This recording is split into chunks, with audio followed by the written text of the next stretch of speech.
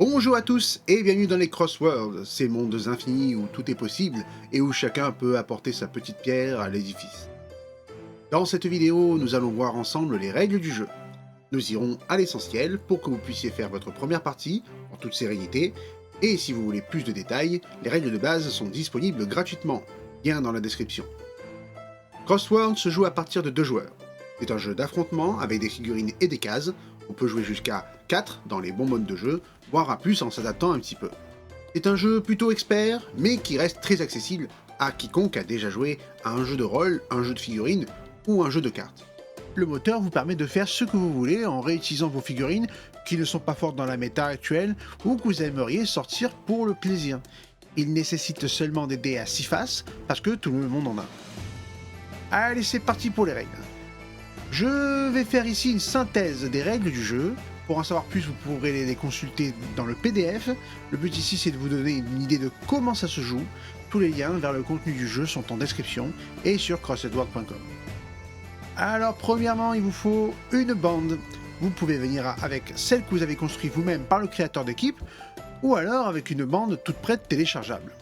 Choisissez votre mode de jeu, votre scénario, et une fois le scénario choisi, vous avez 2 zones, une rouge, une bleue, pour que vos bandes puissent arriver. Chacun lance un des 6, et le gagnant choisit qui va déployer en premier. Chacun son tour, les joueurs vont placer un groupe de figurines, parmi ceux de leur bande, de manière alternée jusqu'à que chacun ait placé tous ses groupes. Lorsque vous placez vos figurines, pas besoin qu'elles arrivent toutes sur la même case. Vous pouvez les placer comme vous voulez, du moment qu'elles sont dans la zone qui vous appartient, rouge ou bleu. Une figurine, c'est quoi? C'est d'abord un modèle, ensuite, si possible, son socle. Elle a des caractéristiques, comme celles indiquées ici, point de vie, défense, commandement, mouvement. Elles ont toutes un rôle qui ressemble également à ce que l'on pourrait trouver dans un jeu de rôle. Vous pouvez inscrire toutes ces caractéristiques sur leur fiche, ainsi que leurs traits et leurs équipements. Allez, une fois que tout le monde est placé, lancez encore un dé chacun, et le gagnant choisit qui démarre. Le choix de premier joueur est important car il va changer à chaque tour en fonction du précédent. Le déroulement de la partie se fait en 3 phases.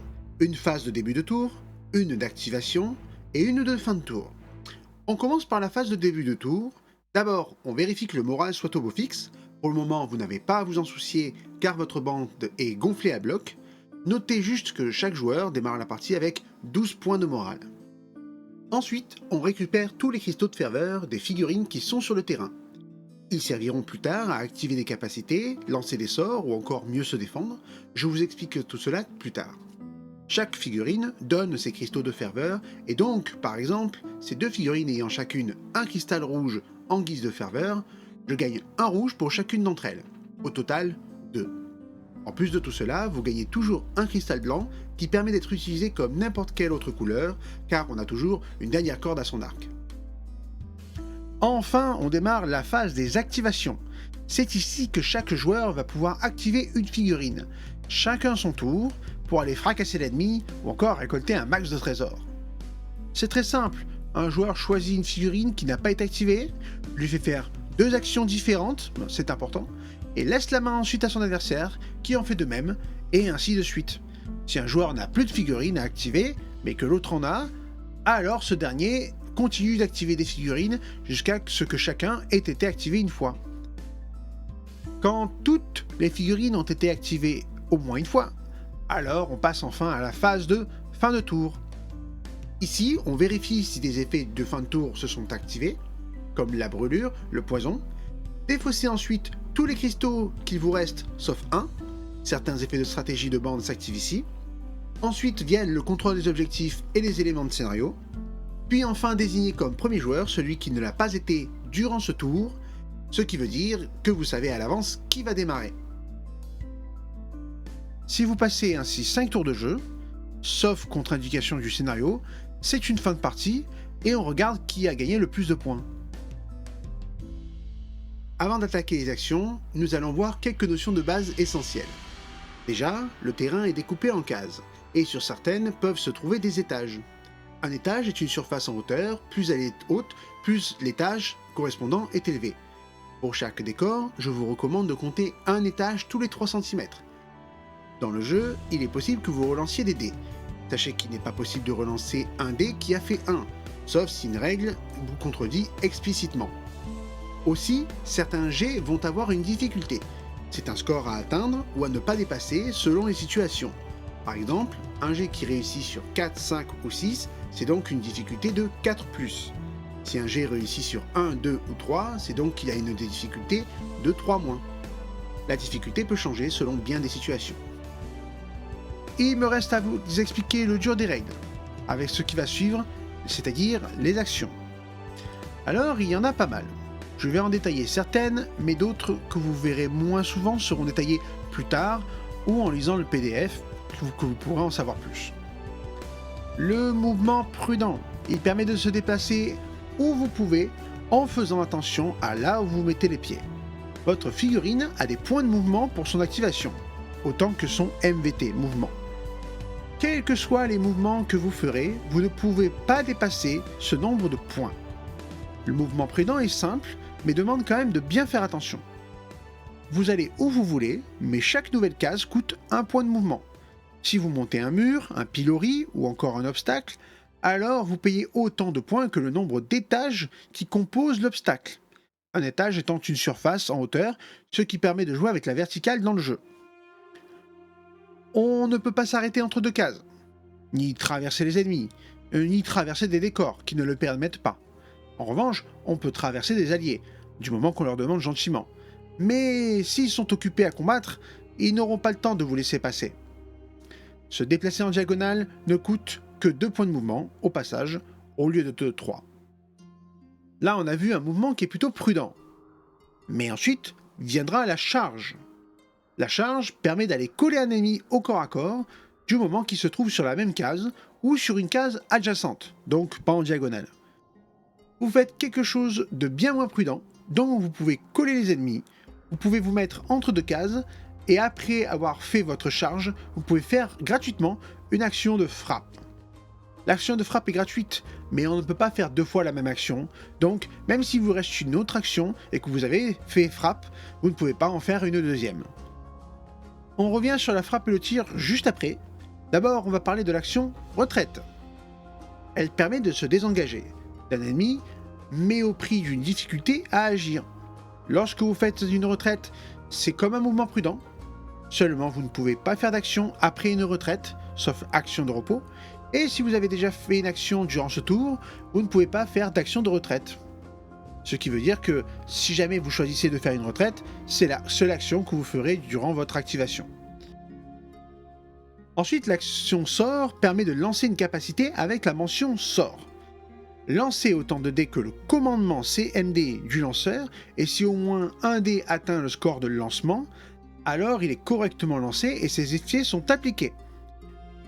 Pour finir, l'action repos ne fait pas grand chose à la base, mais sert dans plein d'effets différents, et il existe d'autres actions un peu partout, comme les options ou les actions de scénario, qui serviront à diverses choses. Frapper et tirer, et servent avant tout à attaquer l'ennemi grâce à une séquence d'attaque. La séquence d'attaque est simple mais subtile, il faut juste suivre étape par étape ce qui vous est demandé, donc voici une synthèse. D'abord, choisissez une arme pour frapper ou pour tirer. Si c'est un gros couteau, forcément ce sera au corps à corps. Si c'est un fusil, ça risque d'être plutôt à distance. Choisissez une ou plusieurs cibles, il faut qu'elles soient à portée, M étant la portée de mêlée, et il faut également qu'elles soient visibles. Lancez autant de dés que l'attaque de l'arme, et chaque 4, 5 ou 6 est une réussite, aussi appelée une touche. Ce qui veut dire que vous avez réussi à frapper l'ennemi à des endroits qui peuvent le blesser. Chaque cible ensuite lance autant de dés que de défense, et chaque 4, 5 ou 6 est une réussite, aussi appelée une sauvegarde. Chaque sauvegarde annule une touche, et chaque touche qui n'a pas été sauvegardée devient une blessure infligée à la cible. S'il y a autant ou plus de sauvegardes que de touches, il n'y a tout simplement pas de blessure. Mais une figurine qui a autant de blessures ou plus que ses points de vie est immédiatement détruite et retirée du terrain. Le joueur qui le contrôlait perd autant de points de morale que son commandement CMD. Petite parenthèse sur la portée des armes de tir, vous pouvez le voir sur ce schéma, on compte les portées case par case, mais il est possible de faire une diagonale qui permet de cibler un ennemi placé sur la moitié de la case. Aussi, pour voir un ennemi, c'est comme on dit en ligne de vue réelle. Il faut pouvoir tracer une ligne entre le tireur et sa cible pour que ce dernier le voie. On ne prend pas en compte les bannières, les antennes ou les armes. Bref, tout ce qui ne se blesse pas vraiment. Le moral, justement. Quand on perd une figurine, on perd tout autant de points de morale que le commandement de la figurine, représentant sa valeur sur le champ de bataille. Et lors de la phase de début de tour, chaque joueur qui a son moral en dessous de 12 lance 2d6, les ajoute, et si le résultat est supérieur à son score de morale, alors sa bande est dite démoralisée. Suite à cela, il doit désormais faire un test de commandement à chacune de ses figurines. Chaque figurine qui rate ce test, donc qui a fait plus que son commandement, ne génère pas de cristal de ferveur pour ce tour. Ce qui fait que perdre du moral, c'est aussi risquer de perdre vos atouts en combat. Durant la partie, vous pourrez utiliser vos cristaux de ferveur pour améliorer certaines actions ou déclencher les effets suivants.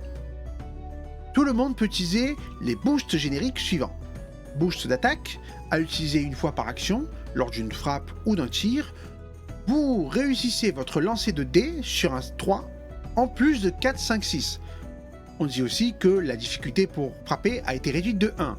Pour ceux qui connaissent, c'est un 3+. Boost de défense, à utiliser une fois par action, lorsqu'une de vos figurines subit une séquence d'attaque. Vos jets de défense réussissent alors sur un 3, en plus de 4, 5 et 6. Pour ceux qui connaissent, c'est également un 3+. Enfin, le boost de vitesse permet d'augmenter le mouvement d'une figurine, utilisable une fois par activation, ce qui fait que tout le monde peut se déplacer plus vite en repoussant ses limites du moment que vous avez du vert. Il existe nombre de règles sur les décors et les scénarios. Pour la faire simple, il y a des décors comme des bâtiments ou encore des obstacles, et pour le scénario, il y a des objectifs à tenir ou encore des trésors à trouver et bien d'autres. Tout cela, je vous le livre dans le document PDF des règles du jeu, car on peut jouer sans trop regarder ces règles au début. Vous avez aussi des règles additionnelles, qui sont des effets en jeu comme relancer un dé, défausser un cristal, ou encore les états du jeu, c'est-à-dire la brûlure, le poison, le gel, le courage, la terreur, etc. Vous avez également en fin de document une partie règles optionnelle. En effet, Crossword est un jeu bac à sable, et donc vous avez ici des petites règles qui peuvent changer le jeu, mais que vous n'êtes pas obligé de jouer, et de toute façon, il n'a jamais été dit qu'une quelconque règle était obligatoire, du moment que tout le monde est prêt à jouer de la même manière. Pour gagner un scénario, enfin, il existe plein de choses possibles. Ici, vous avez d'abord les objectifs, qui doivent être pris et maintenus par vos figurines pour gagner des points, un grand classique du jeu égal moderne. Vous avez des sources à corrompre grâce à un test de commandement, et vous avez aussi des zones à fouiller pour récupérer un trésor, ou encore vous avez des grottes ou des tunnels pour parcourir le terrain en passant par le sol. Et bien voilà, avec ce qui a précédé, vous devriez avoir une bonne vue d'ensemble de ce qu'il faut pour jouer. J'espère que cette vidéo d'explication du projet vous aura plu. Aujourd'hui le jeu est encore en développement et j'adorerais avoir vos retours. N'hésitez pas à me dire si vous avez aimé. Pour soutenir, vous avez les réseaux et le Tipeee. Je vous remercie de votre attention et à très bientôt dans les Crossworlds.